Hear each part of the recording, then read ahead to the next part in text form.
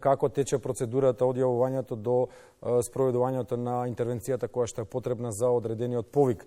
На крајот на минатата седмица околу 1900 повици се извршени на овој број и тоа не инспирира да се јавиме.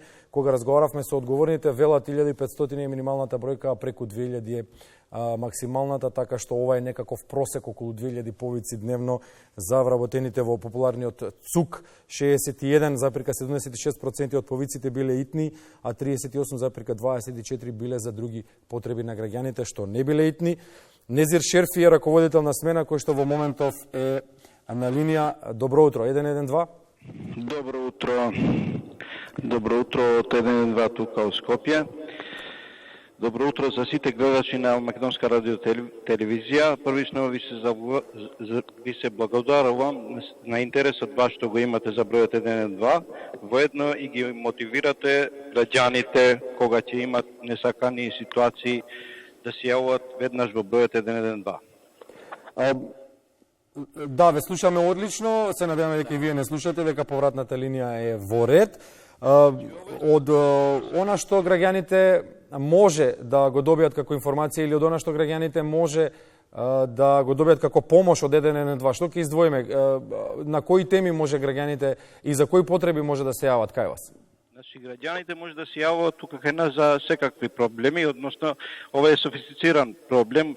По добивање на повик, ние веднаш ги лоцираме граѓаните од кај се јавуваат и одма значи детектираме што е проблемот нивен и одма префрлуваме, односно пренесуваме информација до второстепенна служба, односно пожарна полиција и брза помош. И некогаш кога има некој специфичен настан, тоа го решаваме тука директно у ЦУК, у сектор за операции и координации, односно комунални проблеми, одрони и такви настани.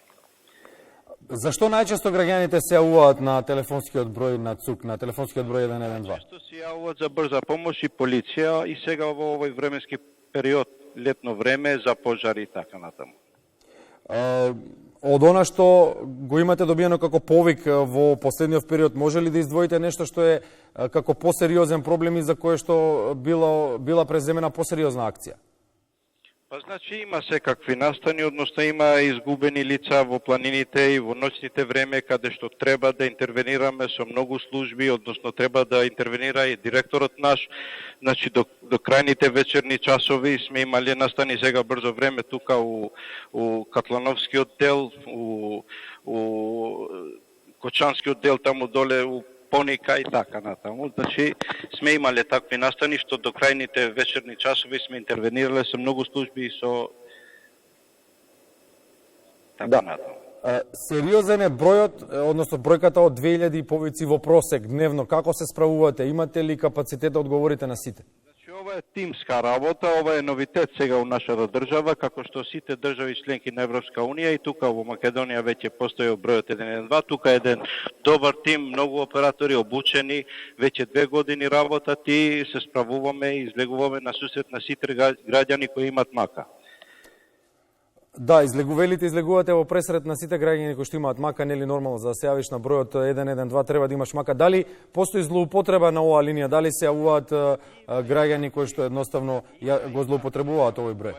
Има и такви јавувања, но ние се спремни и таквите јавувања ги одговараме и така да ги некако сакаме да ги научиме граѓаните што помалку да го злоупотребуваат овој број, бидејќи секое злоупотребување му го отежнува работата на тој јавувач што стварно има мака.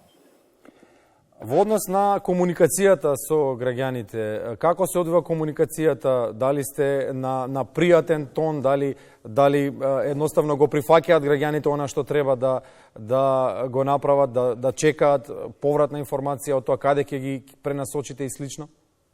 Како, значи се зависи од ситуацијата во која состојба е граѓанинот, односно од наша страна секогаш е во позитивна мера, значи ние секогаш сме сериозни и секој повик го прифаќаме така сериозен и интервенираме што побрзо и што поефикасно. Односно, при секој јавување ние првично го лоцираме јавувачот, па после тоа детектираме што е проблемот и одма пренесуваме до второстепенна служба. Каква е реакцијата за крајеве? Каква е реакцијата од службите со кои што соработувате, од брзата помош, од полицијата и слично? Што велат тие? Дали тие позитивно реагираат на вас како кол центар и како број кој што постои за итни интервенции? Значи, тие соработуваат многу добро и ефикасно и интервенираат во најбрз можен период, временски период. Значи, целата наша работа, значи, се брои со секунди. Значи, секој повеќе не чека повеќе од 10 секунди. И на цела минута, значи, се завршува целата работа. И треба да биде така, треба да биде промптно, треба да биде ефикасно. Незер Шерфи на крајот раководител на смена во Центарот за управување со кризи, кој што во моментов е на работа и е вклучен во живо на линија, во етерот на фреквенцијата на македонската телевизија. На крајот само една ваша порака до граѓаните во однос на бројот 112. Како и да е, ја ги охрабрувам граѓаните при секој не сакам, значи, да се јавуваат директно тука кај нас, пошто помошта ќе ја добиват за брзо време. Ви благодариме уште еднаш.